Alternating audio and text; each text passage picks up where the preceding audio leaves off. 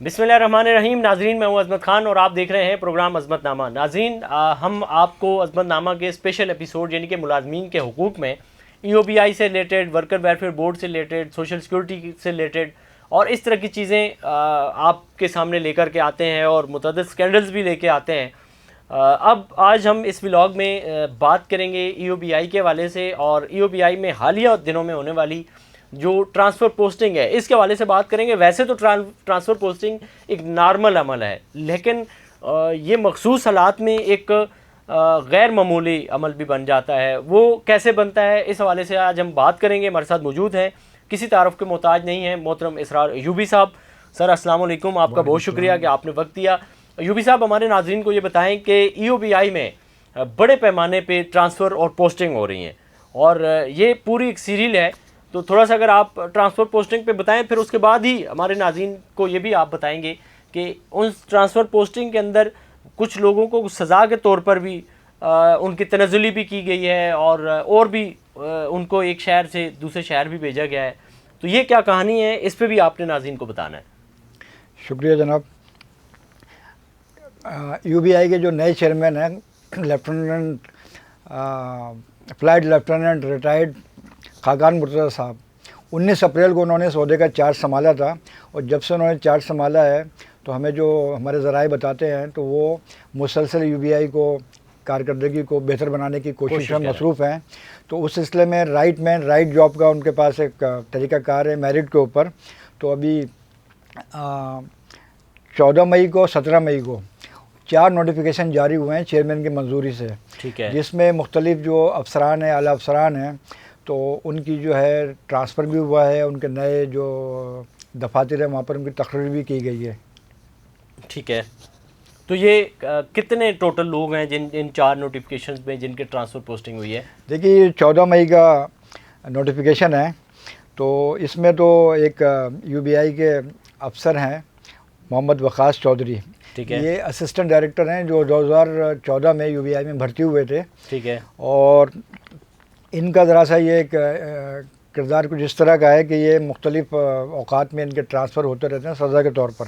ये वकास चौधरी वही हैं गालबन जो एसोसिएशन भी इन्होंने एक बना रखी हाँ, थी। इन्होंने असल में अपने दोस्तों को ये समझ लें मफादात हैं इनके पसे पर्दा, तो इन्होंने खुद साख्ता EOBI ऑफिसर्स एसोसिएशन तश्कील दी हुई है। आप कैसे कह रहे हैं? खुद साख्ता मैं इसलिए कह रहा हूँ कि वो जो तरीक़ाकार है इसका, एक तो वो इन्होंने NIRC से रजिस्टर कराई है, जबकि NIRC से जो आमतौर पर ट्रेड यूनियन और फेडरेशन वगैरह हैं वो रजिस्टर होती हैं, और एसोसिएशन जो होती है वो सोशल वेलफेयर डिपार्टमेंट से होती है, या फिर वो कमीशन अभी जो बनाया है उससे होती है। जी हाँ, तो उसमें जो अहदेदार है ना वो सारे के सारे सिलेक्टेड हैं और इनके सब गहरे दोस्त हैं। वो भाई माना कि उनके इलेक्शन नहीं करवाते ये लोग? नहीं, कोई इलेक्शन नहीं, सब वो सिलेक्टेड हैं।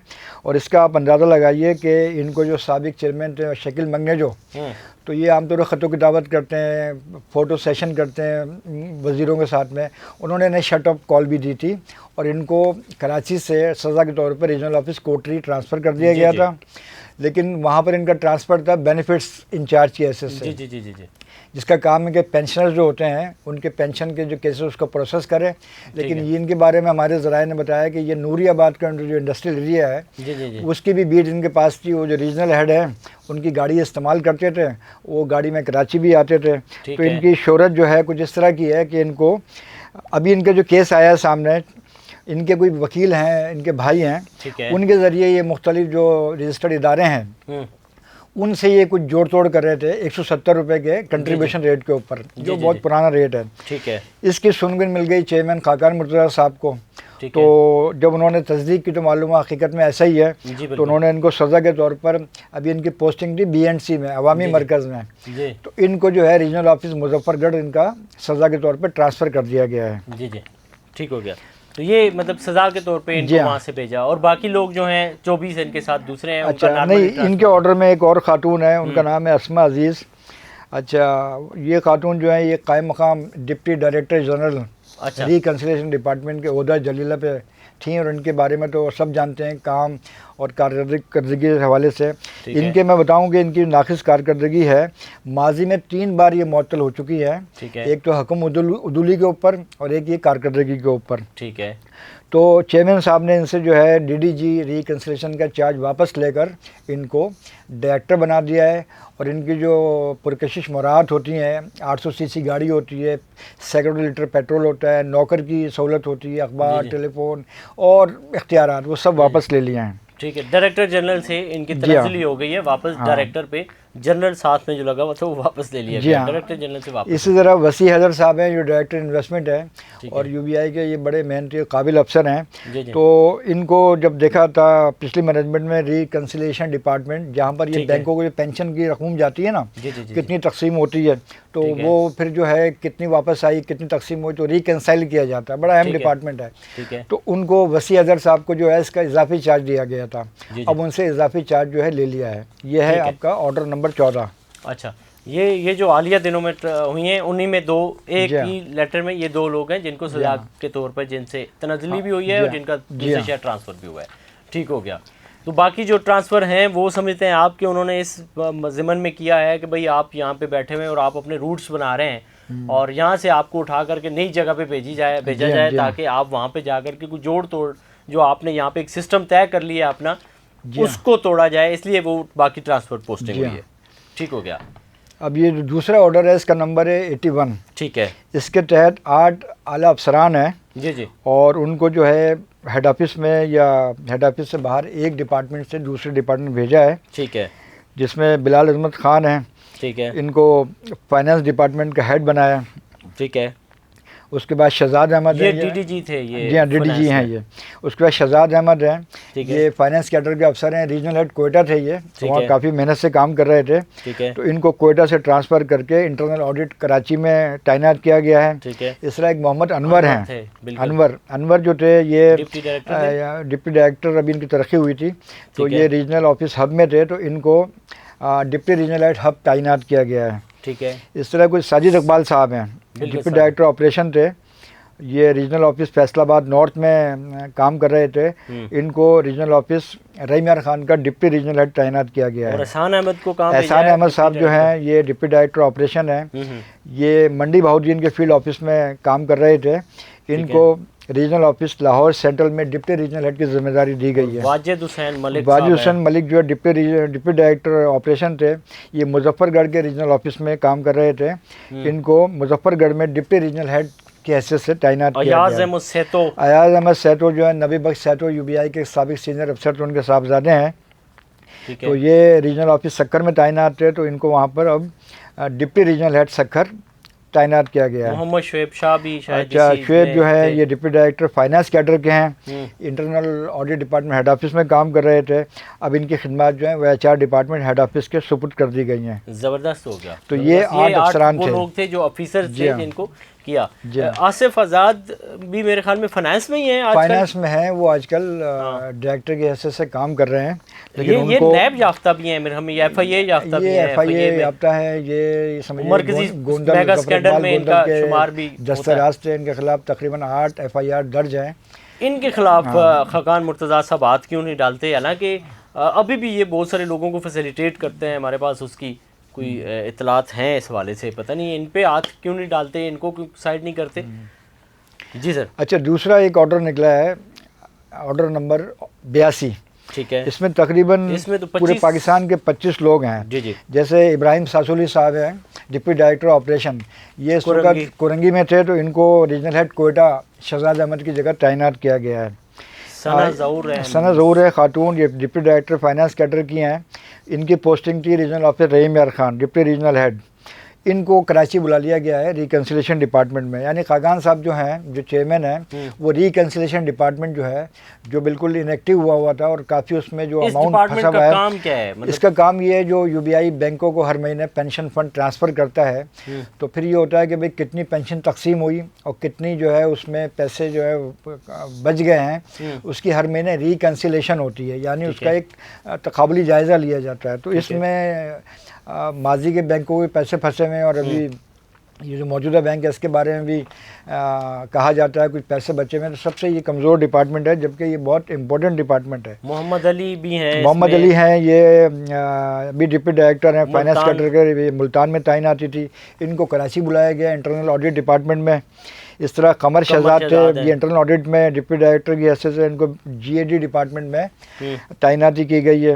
یہ خاتون ہیں فوزیہ نیازی، یہ ڈپٹی ڈائریکٹر ہیں فائنانس کیڈر کی، یہ انٹرنل آڈٹ میں کام کر رہی تھی، تو ان کو کراچی سے پنڈی ریجنل آفس پنڈی میں انچارج بینیفٹس، جو بڑا اہم شعبہ ہوتا ہے بینیفٹس، نجمہ رفیق صاحبہ ہیں، یہ آئی ٹی کے ڈپٹی ڈائریکٹر تھیں اور یہ ہیڈ آفس کراچی میں تعینات تھیں، تو ان کو انچارج بینیفٹس جو ہے ریجنل آفس اسلام آباد تعینات کیا گیا۔ اچھا، یہاں پہ میرے ذہن میں ایک سوال آتا ہے یوبی صاحب کہ یہ جو خواتین ایک شہر سے دوسرے شہر میں آئی ہیں، یہ تو بڑے کمفرٹ زون میں ہوں گی کہ ان کی فیملی بھی وہاں ہوگی، ظاہر ہے دوسرے شہر میں آنا، تو ان کی رہائش سرکاری اس پہ ہوتی ہے؟ سرکاری اس پہ نہیں ہوتی، باقاعدہ ایک ہاؤس رینٹ الاؤنس ملتا ہے، لیکن ابھی آگے بتاؤں گا میں آپ کو کہ عام طور پہ جو ایک سرکاری پالیسی اسے کہتے ہیں ویڈ لاک پالیسی، یعنی ان کا شوہر اور اگر ملازمت کرتا ہے اور بیوی بھی، تو دونوں ایک ہی شہر میں تعیناتی کے پابند ہیں۔ لیکن یو بی آئی کی انتظامیہ ابھی میں بتاؤں گا آپ کو کہ عام طور پہ ایسے جو کیسز ہوتے ہیں خواتین کے، ان کے خصوصی حالات کے پیش نظر تو ان کو تھوڑا سا رعایت دیتی ہے ٹرانسفر پوسٹنگ میں۔ تو ابھی ان کا جو ٹرانسفر ہوا ہے کراچی سے وہاں پر، تو چونکہ ان کا تعلق اسلام آباد یا پنڈی سے ہے، تو ان کو اس لیے واپس بھیجا گیا ہے۔ اچھا، وہاں پہ اس طرح سلمان جاوید صاحب ہیں، یہ اے ڈی آفس ہیں، یہ انٹرنل آڈٹ میں تھے، ان کو ریجنل آفس کوئٹہ میں لگایا گیا ہے۔ انجم سرفراز خان کو، یہ بھی آفس کے اے ڈی ہیں، ان کو گدون امرزئی کا صنعتی علاقہ ہے پشاور کے پاس، ان کو پھر وہاں سے ٹرانسفر کیا گیا ہے ریجنل آفس حسن عبدال۔ مسرت ثنا ہیں یہ خاتون، یہ ریجنل آفس راول پنڈی میں اسسٹنٹ ڈائریکٹر آپریشن تھیں، تو ان کو ڈپٹی ریجنل ہیڈ کے حیثیت سے اس دفتر میں تعینات کیا گیا ہے۔ طاہر حمید راؤ صاحب ہیں، یہ بھی اے ڈی ہیں، یہ آر او اسلام آباد میں تھے، ان کی پوسٹنگ جو جڑواں شہر ہے راول پنڈی، وہاں پر ان کو تعینات کیا گیا ہے۔ شہزاد علی انور ہیں، یہ اسسٹنٹ ڈائریکٹر تھے ہمارا جو ریجنل آفس چکوال ہے، تو ان کو وہاں سے ریجنل آفس فیصل آباد نارتھ میں تعینات کیا گیا ہے۔ اچھا، نور السحر ایک خاتون ہیں، کافی یہ ایکٹیو افسر ہیں، آر او فیصل آباد، یہ فیصل آباد نارتھ کی ہے، ان کو آر او سے، کیونکہ فیصل آباد میں ہمارے 3 آفس ہیں، اس میں ایک آفس سے دوسرا آفس بھیجا گیا ہے۔ صابر نصیر ہیں، یہ بھی اسسٹنٹ ڈائریکٹر آپریشن ہے، ان کو ریجنل آفس سرگوجا سے field office regional office Faisal آباد نارتھ میں ان کی تعیناتی ہے۔ انیل شاہانی ہیں، ان کو یہ بھی اسسٹنٹ ڈائریکٹر ہے، یہ کراچی بن قاسم ریجن میں تھے، ان کو ناظم آباد یعنی اسی شہر میں تعینات کیا گیا ہے۔ محمد رمضان ہیں، یہ اے ڈی ہیں آپریشن کے، پرانے یہ تجربہ کار افسر ہیں، یہ لاڑکانہ میں تعینات تھے، ان کو ناظم آباد ان کے سپرد کر دیا گیا ہے۔ اسد اللہ ہیں اے ڈی، ان کو ریکنسلیشن ڈپارٹمنٹ میں کام کر رہے تھے، ان کو بیسٹ واپ میں لگایا گیا ہے۔ ایک خاتون ہے جنت نام کی، 2014 میں یہ بھرتی ہوئی تھیں، یہ فائنانس ڈپارٹمنٹ میں تھیں، ان کو پہلی مرتبہ ہیڈ آفس سے ریجنل آفس کراچی سینٹرل میں تعینات کیا گیا ہے۔ اس طرح نعمان علی حاتمی ہیں، یہ فائنانس ڈپارٹمنٹ میں کافی عرصے سے تعینات تھے، ان کو کراچی سٹی میں انچارج بینیفٹس، یعنی بینیفٹس ڈپارٹمنٹ جو ہے نا، یہ ریجنل آفس کا بالکل ایک بڑا اہم حصہ ہوتا ہے، جہاں تمام پینشنرز کو خدمات دی جاتی ہیں۔ اشتیاق احمد ہیں، یہ گلگت سے ان کا تعلق ہے اور یہ وہاں تعینات ہے، اس سے پہلے بھی یہ کراچی میں تعینات رہ چکے ہیں، تو ان کو وہاں سے انٹرنل آڈٹ بلایا گیا ہے، کیونکہ you be I federal government کا ڈپارٹمنٹ ہے اور یہ شرائط ملازمت میں ہے کہ وہ کہیں بھی ان کا ٹرانسفر ہو سکتا ہے، یہ ملازمت کا حصہ ہے۔ کمال خان ہے، اچھا، کمال خان ہے، یہ ان کا تعلق پشاور سے، یہ ایف اینڈ اے میں کام کر رہے تھے، ان کو دوبارہ نہیں، ان کو پشاور بھیجا گیا ہے۔ اچھا، پشاور میں۔ اب غلام اصغر شیخ جو ہے، یہ یو بی آئی کا بڑا کردار ہے، ابھی ان کے بارے میں ایک ہمارے ذرائع نے خبر دی تھی کہ یہ بیسیکلی ایک یو بی آئی میں فائنینشیل ایڈوائزر تھے، ان کے یہ لاڈلے داماد تھے، اور ان کی پوسٹنگ، ان کی جو تعیناتی ہوئی تھی پرائماکو میں ہوئی تھی کانٹریکٹ کے اوپر،